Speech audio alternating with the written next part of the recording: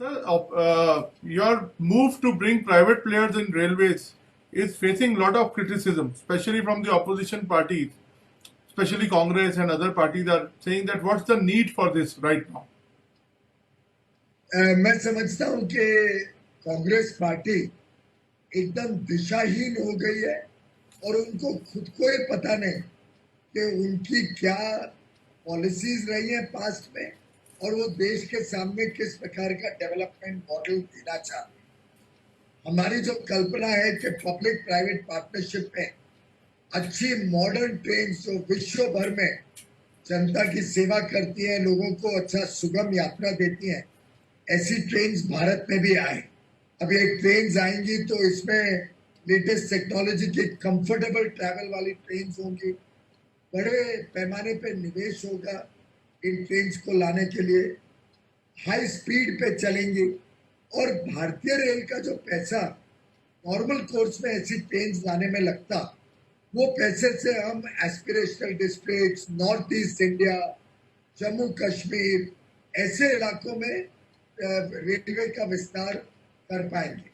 साथ ही साथ ये मॉडर्न टेक्नोलॉजी भारत में आएगी तो मेक इन इंडिया के तहत यहाँ पे ट्रेनें बनेंगी, भारत की भी रिक्वायरमेंट पूरी करेंगी और हम इसका निर्यात एक्सपोर्ट भी कर पाएंगे। एक प्रकार से ये एक सोच भारत में रेल यात्रा को सुगम बनाने की सोच के हिसाब से इस पूरी पॉलिसी को एडॉप्ट किया गया है और ये कोई पॉलिसी नई नहीं है।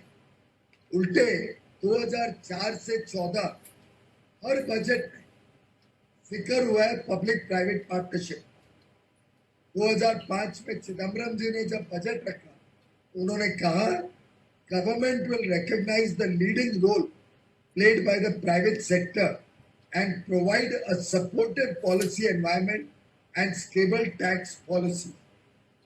और उसी साल रेलवे बजट में लालू प्रसाद यादव जी क्या कहते हैं, in the coming years we propose with the help of RLDA to Rail Land Development Authority to develop metro stations into world-class modern stations and extend passenger amenities through construction of food plazas, shopping malls, etc. on vacant land।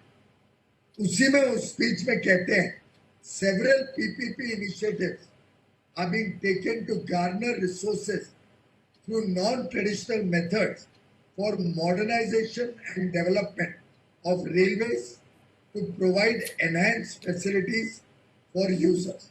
और ये हर साल की budget थी, 2006 में, 2007 में, 2008 में, 2009 में, हर वर्ष की बजट स्पीच में या रेलवे बजट स्पीच में इसका जिक्र हुआ है। 2007 में चिदम्बरम जी कहते हैं public private partnership model has enabled greater private sector participation in the creation and maintenance of infrastructure।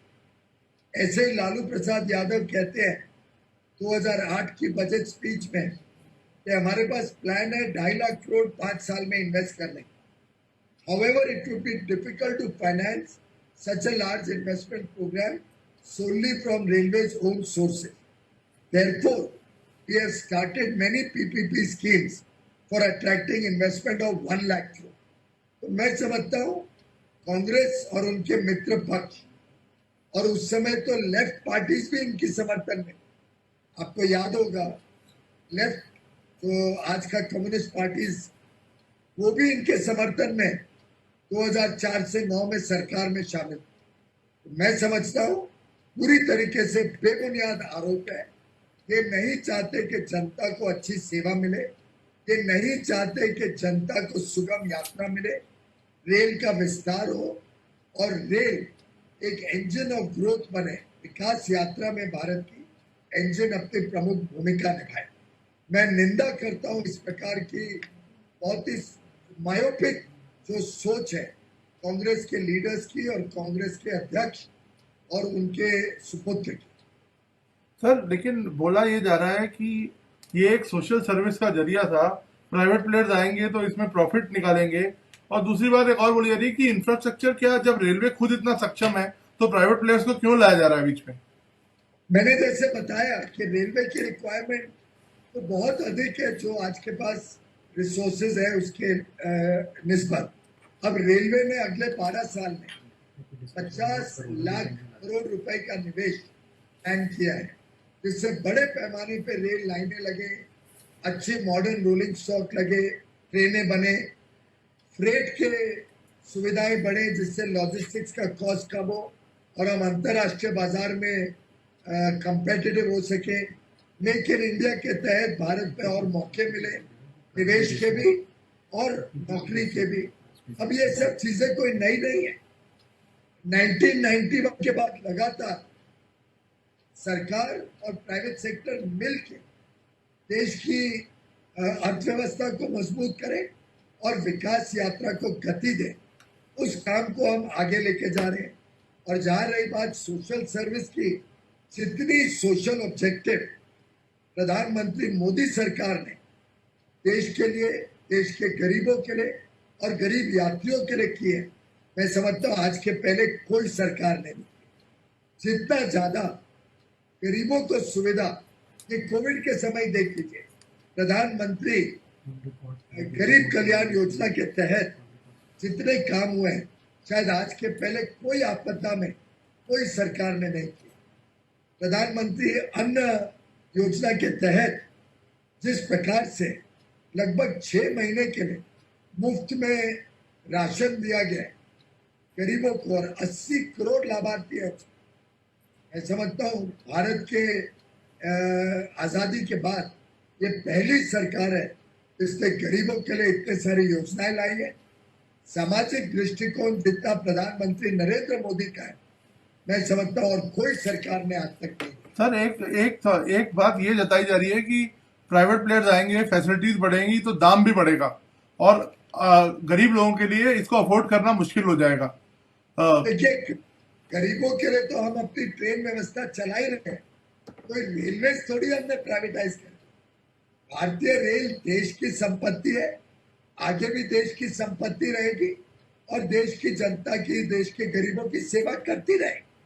अब आप मुझे बताइए, ऐसे तो हवाई जहाज चलते हैं, तो हवाई जहाज जिस हवा में चलते हैं उसमें एयर इंडिया भी चलती है और बाकी प्राइवेट एयरलाइंस भी चलती है, जिससे जनता को लाभ हुआ या नुकसान हुआ?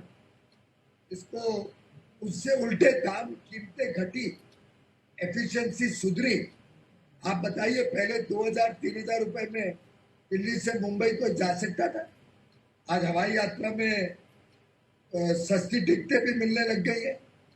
आज उड़ान योजना के तहत लोग सीधा अपने गांव तक पहुंच सकते हैं और गरीब आदमी भी हवाई जहाज से मात्र 2500 रुपए में जा सकता है। छोटे छोटे जगहों पे एयरपोर्ट शुरू हो गए। ऐसे ही रेल सुविधाएं सरकार भी उपलब्ध करा रही है, उसको बढ़ा रही है। पिछले साल हमने 1,60,000 करोड़ सरकारी निवेश से रेल की सुविधाएं बढ़ाई। तो मैं समझता हूँ ये एक छोटी पहल है कि निजी क्षेत्र भी, प्राइवेट सेक्टर भी देश की विकास यात्रा में अपना योगदान दे सके। और एक प्रकार से ये लगातार हर सरकार ने इस पे काम किया, चाहे वो ममता बनर्जी जी का 2011 का रेल बजट हो, जो कांग्रेस की सरकार के समय हुआ, जिसमें उन्होंने कहा कि railways have developed several business oriented policies for the first time, like private freight terminal. उसी में उन्होंने कहा है, propose to set up 2 more wagon units under public private partnership mode. अब कांग्रेस की भी योजना अगर विस्तार की थी तो वो निजी क्षेत्र के साथ ही। दुर्भाग्य ये है कि वो पूरी तरीके से विफल हुए, फेल हुए। हम सफल हो रहे क्योंकि प्रधानमंत्री मोदी जी का बहुत ही निर्णायक नेतृत्व आज देश को मिला है।